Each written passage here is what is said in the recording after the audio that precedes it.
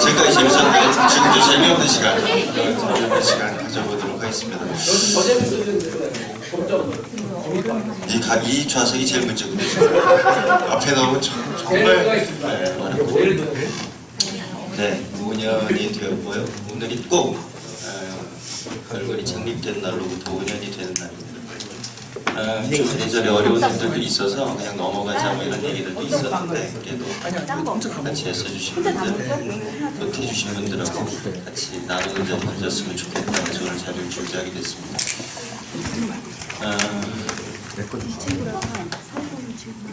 간단한 내용들을 좀 준비해봤고요. 앞에서 박명훈 대표님이 여러분의 꿈에 대해서 잘 말씀해 주셔가지고 아니, 그렇지는 않습니다. 일단 좀 저희 단체 이름이 조금 길어서 절대 이 단체 이름을 한번 들으면 절대 이 이름을 풀네임으로 부르질 못해요. 그래서 이제 저희가 줄여서 멸군이라고도 부르기도 하는데요. 그 책이 이제 어떻게 만들어졌는지 잠깐 소개해드리면 좋을 것 같아서 일단 말씀드린 대로 저희는 군대라는 조직, 한국 사회에서 군대라는 조직이 주목을 하고 있는 단체고요.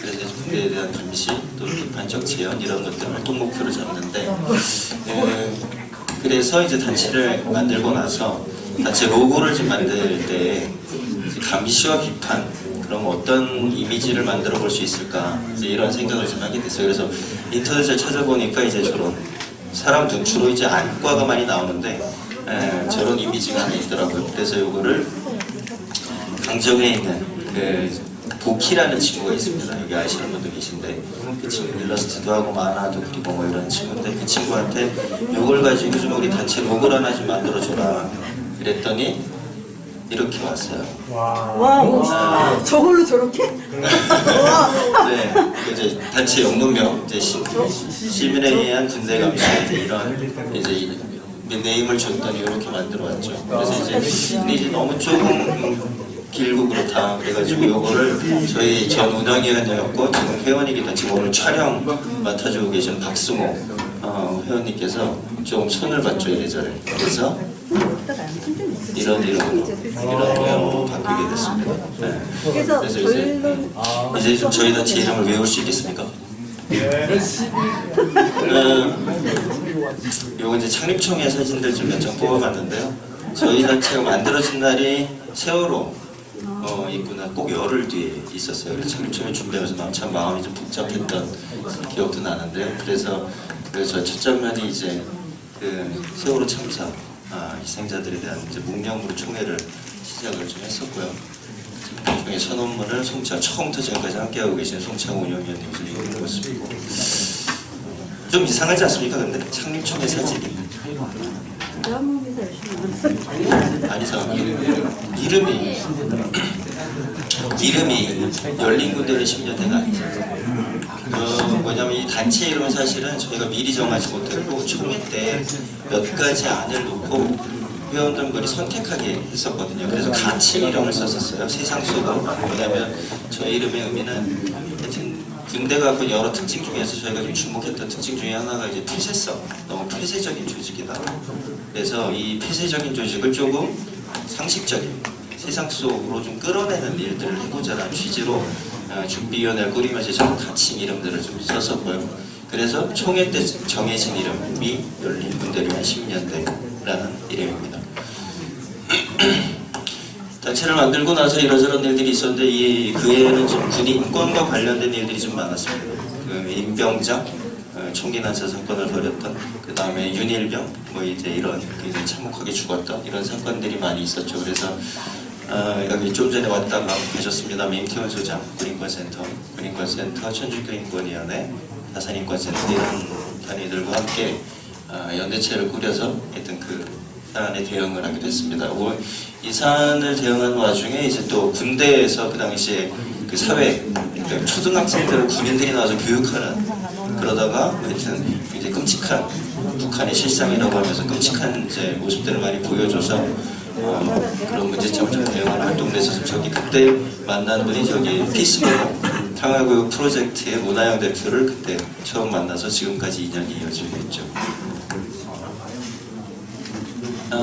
2015년에는 좀 이런 그 탄저균, 미군이 불법적인 세균 무기인 탄저균을 이제 국내에 들어오면서 그 대응, 거기 간사단체를 좀 맡게 되면서 관련된 일들을 많이 좀 했었습니다. 간사단체가 사실 뭔가 실무를 다 책임지는 연대체에서 일이어서 그 일 때문에 좀 바빴던 기억이 나고요.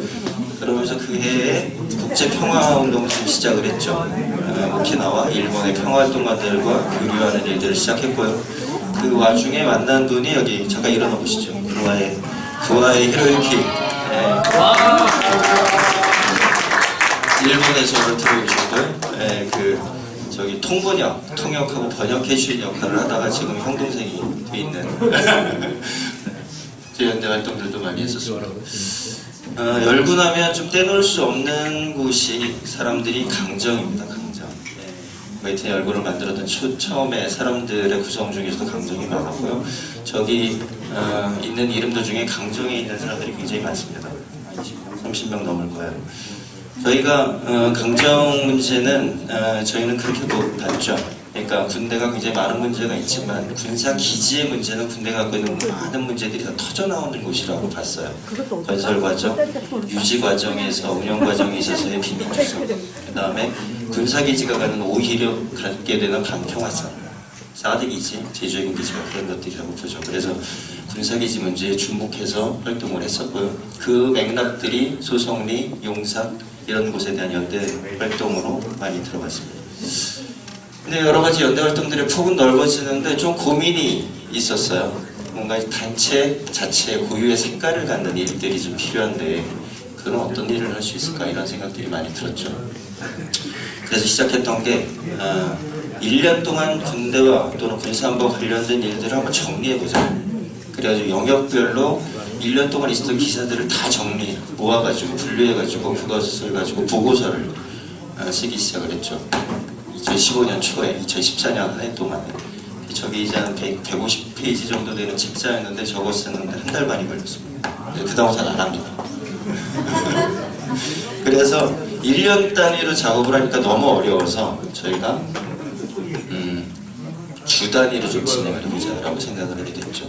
매주 소식지 형태로 만드는데 군사안보 관련된 보도기사들을 중심으로 정리해서 칼럼도 쓰고 뭐 이제 이런 내용이죠.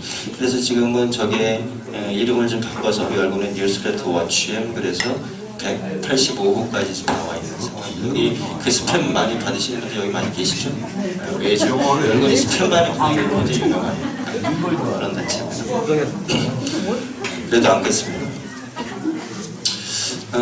아까 이제 박명훈 대표님 말씀해 주셨는데 용산 전쟁기념관 다시 보기 사업은 사실 열군이 처음으로 시작한 대중 사업이었습니다.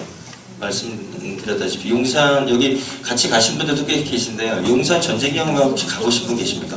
네. 가보신 분은 아시겠지만 이제 굉장히 왜곡되고 적대와 왜곡 그리고 힘에 의한 평화 이런 것들로 점철되어 있는 내용으로 전시가 되어 있죠. 한국전쟁을 중심으로. 그래서 이제 이것을 저희가 좀 알게 되고 그래서 이것들을 사람들하고 다시 좀 얘기해보는 시간들을 좀 가져보기 시작을 했어요. 이게 이제 2016년에 처음 할 때 모습이 가운데 사진이고요. 그 다음에 조금씩 늘고 있죠. 작년에는 좀 더 사람들이 많이 조금씩 늘고 있는 상황입니다. 이 사업을 이제 저희는 작년에 어떤 정세가 좀 바뀌는 걸 보면서 이제 다시 보는 것에서 멈춰서지 않고 이 전시 내용을 바꾸려는 운동을 시작해보려고 합니다. 아까 그 관련된 학자분들도 좀 자문위원으로 모셨다, 학자분들도 좀 모셨다 가셨는데요. 그래서 아마 이 일을 올해는 중심으로 하게 될 것 같고 이것은 한국 사회의 안보, 왜곡된 안보의식을 바꾸는 일, 그 다음에 평화에 대한 다른 이야기들을 하는 일로 전개해 나갈 수 있을 거라고 생각합니다. 여기 실사회 단체분들도 여러 분 오셨는데 아마 연대 요청들을 아마 드리게 될 겁니다. 매년 말에 하는 기획강좌 사업은 사실은 군사안보와 관련해서 유일하게 시리즈로 4회 또는 5회를 연속해서 진행하는 기획강좌입니다. 이거 처음에 시작할 때 굉장히 우려가 많았어요. 사람들이 의외로 이런 데 관심이 별로 없다. 사람들이 안 올 거다. 막 이런 거였죠. 실제로 그 창비에서 관련된 강좌를 여러 데가 폐강되기도 하고 이런 일들도 있었습니다. 근데 어쨌든 저희들은 시작을 했고요. 3년 동안 450명 정도가 이 연인으로 이 강좌를 수강을 했고 지속적으로 이어가고 있고 이후에도 지속적으로 이 사업은 좀 더 다른 내용으로 시작하고 있습니다. 작년에 이제 제주 4.3 70주년이었죠. 제주에서 70주년이었는데 다들 제주로 갈 때 저희들은 여수, 순천으로 갔었습니다. 그 제주 4.3 아주 밀접한, 그리고 한국군의 지금 모습을 이해할 수 있는 단초가 될 수 있는 사건이 여순 소위 발환 사건이라고 불리는 사건, 이 사건들을 다시 재조망해보는 일들을 진행을 했었습니다. 이런 기행 사업은 이후에도 좀 진행을 하려고 합니다. 열군의 이제 시작인데요. 이게 뭐냐면 2014년 마치고 2015년 초에 이제 단체 수입 지출을 좀 이렇게 정리를 해본 거였어요. 수입이 700만 원이 채 안 되죠. 그나마 절반은 총액 때 발기인 기금으로 해서 3만 원, 5만 원씩 모았던 돈으로 320만 원으로 열군이 시작을 했습니다. 사실 뭐 보증금도 사무실도 얻을 수 없는 상황이었는데, 그때 전쟁 없는 세상, 친구들이 자신들이 일하는 사무실 공간 한 켠을 내주어서 일을 시작하게 되었죠. 뭐 당연히 상금비는 없었고요. 제가 밤새 아르바이트 뭐 이런 거 하면서 밤엔 일하고 낮에는 활동하고 뭐 이제 이런 일들을 진행했었습니다. 그리고 조금씩 성장을 하기 시작을 했습니다.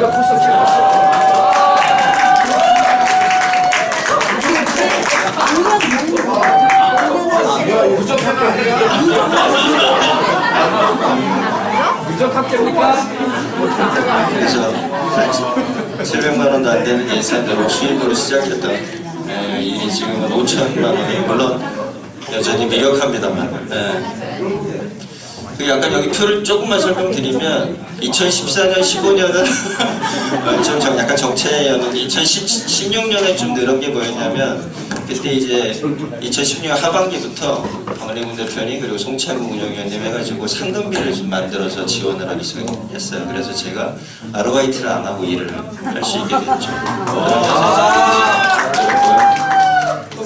또 한 번 이제 좀 늘었던 게 2018년에 이제 좀 굉장히 2배 정도의 성장이 있었는데, 이때는 뭐냐면 지금 저기 데스크를 봐주고 있는 신재우 활동가, 잠깐 인사드리시죠. 와, 잘생겼다. 신재우 활동가가 결합하면서 단체 활동력이 굉장히 커졌죠. 그래서 결국 일은, 특히나 이 일은 사람이 하는 일이고, 사람이 있으면 있을수록 결합되는 사람들이 많을수록 우리들이 할 수 있는 일들이 더 많아지고 성장폭도 커지는 거 아닌가, 이런 생각을 하게 됐습니다. 회원 생각보다 아주 빨리 늘고 있진 않아요. 근데 2014년에 40여 명 수준이었던 것이 지금 한 220여 명.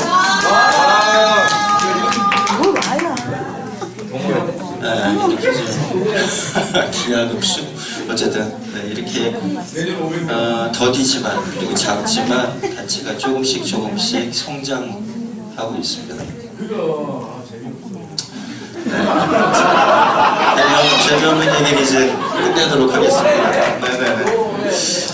열군의 꿈은 박래군 대표님 말씀했던 것처럼 군대에 대한 감시와 비판을 통해서 군대를 변화시키는, 그래서 그를 통해서 우리 사회를 좀 더 나아가게 하는, 좀 더 민주화된 사회로, 그리고 평화로운 사회로 만드는 일을 하고 싶습니다. 그런데 성장을 했다고 하지만 여전히 미력하죠. 한두 명의 일이 이 사람이 할 수 있는 일이 아니고요.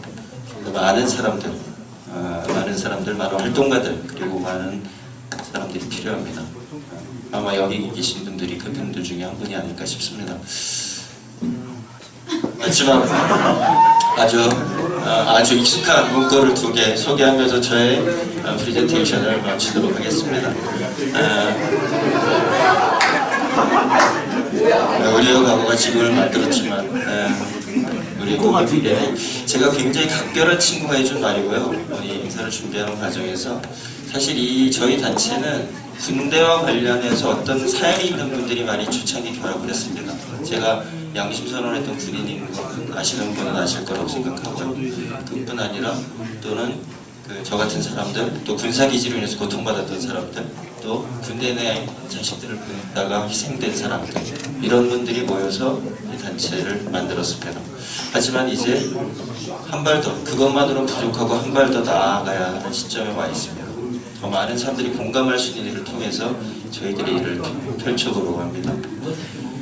혼자 꾸는 꿈은 꿈일 뿐이지만 함께 꾸는 꿈은